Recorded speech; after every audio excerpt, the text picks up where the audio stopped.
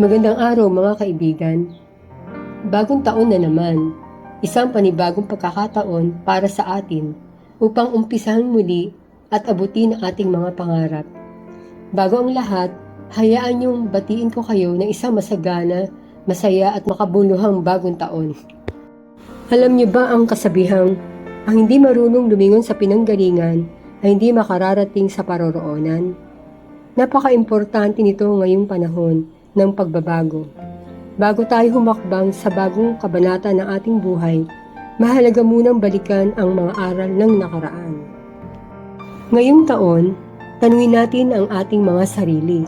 Ano ang mga nagawa kong maganda? Ano ang mga natutunan ko mula sa mga pagkakamali? Huwag natin itong gawing dahilan para panghinaan ng loob. Sa halip, gawin natin ito bilang inspirasyon upang lalo pang pagbutihin ang ating sarili. Isa sa mga pinakamagandang aspeto ng bagong taon ay ang tinatawag nilang fresh start. Parang isang malinis na pahina ng libro ang bawat January 1. At ikaw, kaibigan, ang manunulat ng librong ito. Kaya itanong mo sa sarili mo, ano ang gusto mong isulat sa librong ito ngayong taon? Gusto mo bang maging mas malusog, mas masaya, mas mapagbigay sa kapwa? Kung minsan, nakakaramdam tayo ng takot kapag iniisip ang mga pagbabago.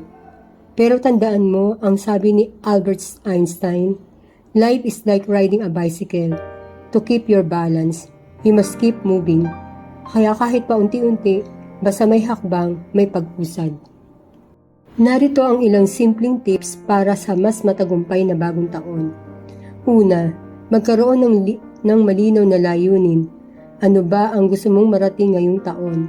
Isulat mo ito sa papel at ilagay sa lugar na palagi mong makikita.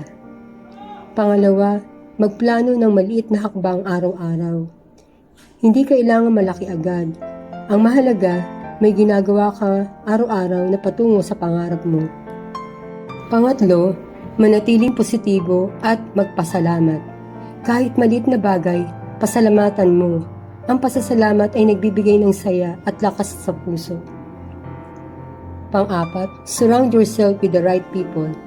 Sama-sama tayo sa pag-abot ng tagumpay. Piliin mo ang mga taong magpapalakas sa iyo. Pang-lima, huwag matakot magkamali. Ang mahalaga ay bumangon muli at matuto. Mga kaibigan, sabay-sabay nating yakapin ang bagong taon nang may lakas ng loob at pusong punong-puno ng pag-asa. Hindi man natin kontrolado ang lahat ng mangyayari, kontrolado natin ang ating mindset. At sa positibong pananaw, malayo ang ating mararating. Kaya ano pang hinihintay natin? Gawin nating makulay at makabuluhan ang bawat araw ng ating bagong taon.